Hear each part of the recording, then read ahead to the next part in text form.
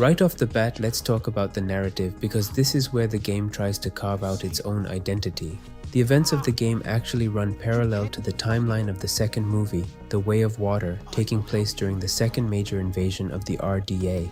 You play as a somewhat customizable protagonist who's one of the last surviving members of the Sarentu clan. You and your blue buddies survived the RDA's initial genocidal rampage across the planet only because you were abducted as children and forced into the TAP program.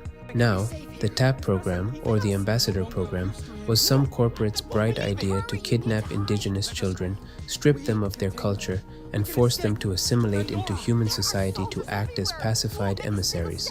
Your main point of contact during this horrific upbringing is John Mercer, a self-righteous corporate villain who literally does something terrible in the opening moments of the story. It's a brutal, albeit generic setup that makes you hate the RDA from minute one. Then, after being put into cryosleep for 15 years, you wake up as a young adult in a western frontier that is being destroyed by Mercer and his industrial war machine.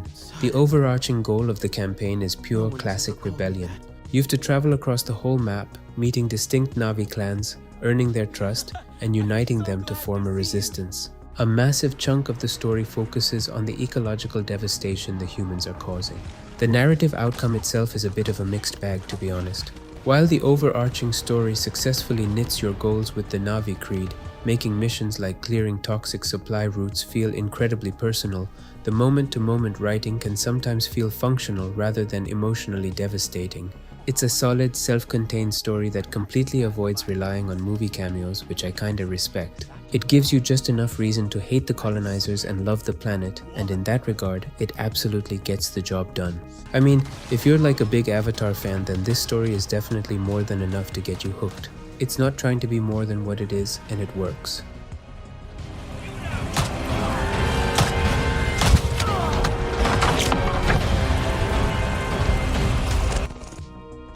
Alright, let's move on to the visuals, and man, I need you to understand that I'm not exaggerating when I say this is arguably one of the best looking games I've played. It's built on Snowdrop Engine, the same tech that powered the Division games. When you step out of that starting area and see the Kingler Forest for the first time, your jaw is gonna hit the floor. The game uses ray tracing on capable GPUs, meaning the global illumination, shadows and reflections all look top-notch. And this all creates an atmosphere that feels absurdly immersive for an Avatar game. The map is divided into 3 biomes and each one brings a different visual flavor. First you have the Kingler Forest, which is your quintessential Avatar rainforest. It's dense, it's vibrant, and at night the entire forest lights up in bioluminescence. And the game handles scale incredibly well here. You genuinely feel like a 10-foot tall alien moving through an overgrown paradise. Then you unlock the Upper Plains, which is this massive open expanse of rolling grassy hills. It's designed to show off the game's draw distance and aerial traversal. Flying over the plains on your Ikran, feeling the wind currents, and seeing massive herds of alien wildlife migrating in the distance is a visual spectacle that carries the entire experience.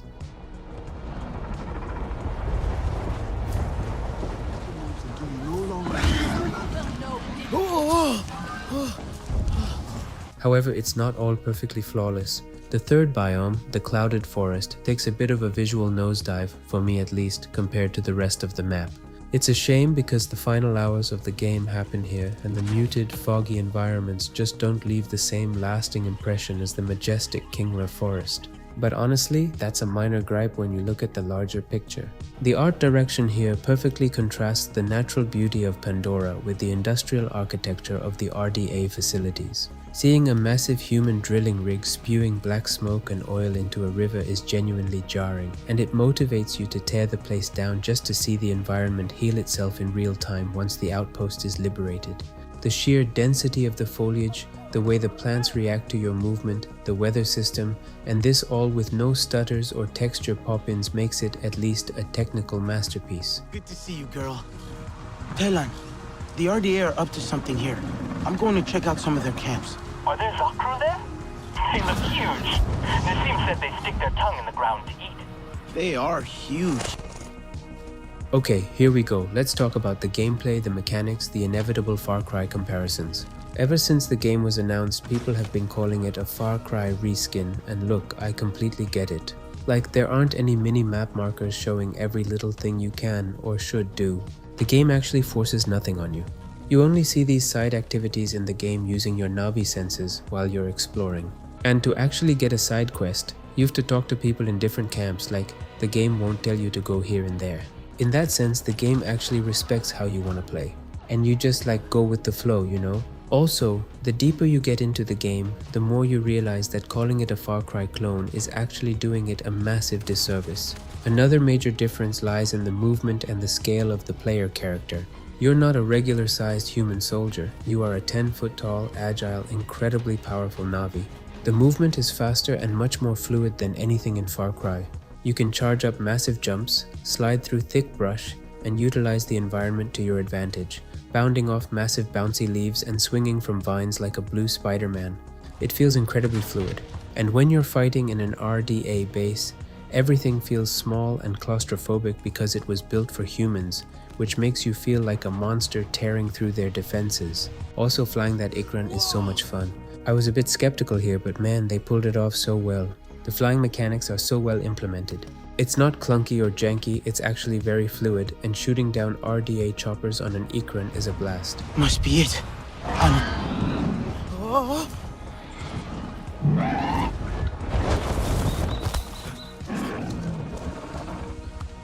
However, the combat itself is a bit of a double-edged sword. On one hand, using the traditional heavy bow or spears to pin down human mechs is immensely satisfying. You do get access to human weapons like assault rifles and shotguns, but relying on your native weaponry and stealth is almost always the better play. But on the other hand, the combat can feel pretty one-dimensional over a long playthrough. The enemy AI isn't the best. They sometimes struggle to pathfind your massive blue character, and the stealth lacks the sandbox chaos of the Far Cry games. For instance, you can't use bait to lure wildlife into a camp to cause a distraction, and while you have a hacking tool to disable mechs and turrets, you can't hack them to turn against each other. You're mostly just shooting or sneaking without much variety in how you approach each base. I wish the stealth was a bit better because it feels like you're supposed to start off with stealth to thin out enemy numbers and then get caught in the process and then fight your way through the rest of the mission.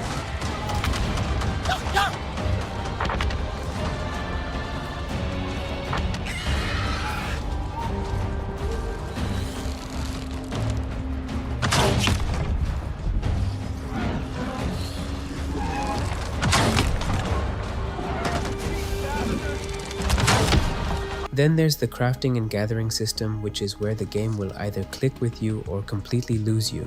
I think this is how it kinda should be, cause there's so much hand-holding and spoon-feeding in games right now. So like, when you have to craft a new bow or piece of armor, you can't just pick up random glowing loot off the ground. You have to open your hunter's guide, figure out which specific biome the plant or animal lives in, travel there, and then wait for the right weather and time of day to harvest it for the best stats. Harvesting plants is actually a little mini-game where you gotta pull in the right direction to avoid damaging the fruit. I actually love this level of immersion. Add in the fact that you have to manage food intake for both you and your Ikran, which made me hunt for animals and gather resources only when I needed to. You don't need like 70 cow skins with 50 wood and 30 berries to craft a single item. Instead, you go hunting and gather fruit only when you need to, and you only need like 1 or 2 such items to craft something. It's not some tedious busy work. So overall, the mechanical loop of exploring this incredibly dense world, flying through the floating mountains, and performing hit-and-run guerrilla tactics on the RDA is a blast.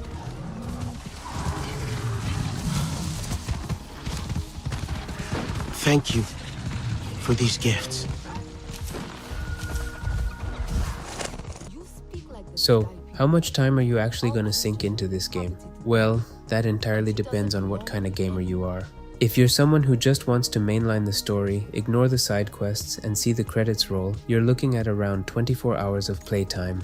But if you play games like I do, getting distracted by every shiny object, clearing out RDA sites, and doing the clan side quests, that playtime easily goes up to the 40-hour mark. And when it comes to difficulty, the game takes a really interesting approach. Instead of traditional XP points, your power level is dictated almost entirely by your gear score and the ancestral skills you find hidden around the world. Because of this, it's very easy to accidentally over-level yourself if you spend too much time crafting high-end gear. but I don't see this as a problem. And if you feel it's getting too easy, you can just go into the settings and adjust incoming and outgoing damage and tune the combat exactly to your liking. And if you want the true Pandora experience, you can turn on exploration mode. It turns off the objective markers completely and forces you to actually read the quest logs and navigate using landmarks.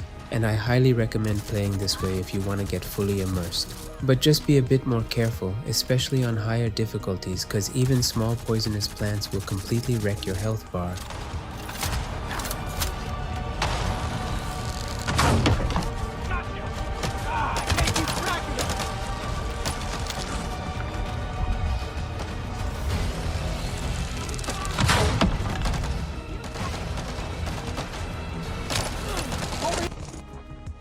If there's one thing that truly saved Frontiers of Pandora from fading into obscurity, it's the incredible post-launch content.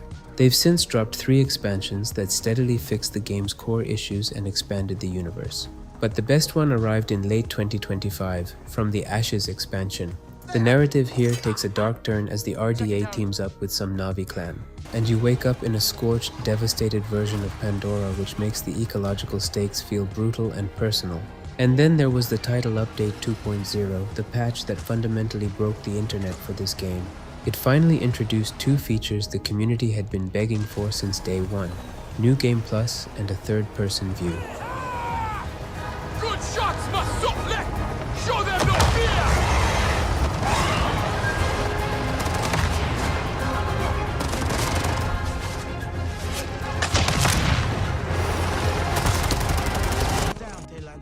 So, what's the final verdict? Is it really underrated? Absolutely. Yes, it still has that familiar outpost clearing loop, but the sheer joy of the traversal, the unparalleled density of the world design, and the deeply atmospheric world building elevate it far beyond a simple reskin. If you treat this game as a hyper-immersive Pandora simulator where you can just vibe in the neon forests on your Ikran, it's an incredible experience. With the game regularly going on sale now and all the DLCs available, there has never been a better time to plug your weird thing into the Tree of Souls and go wild. Anyways, if you enjoyed this, hit the like button, consider subscribing, and I'll see you guys in the next one.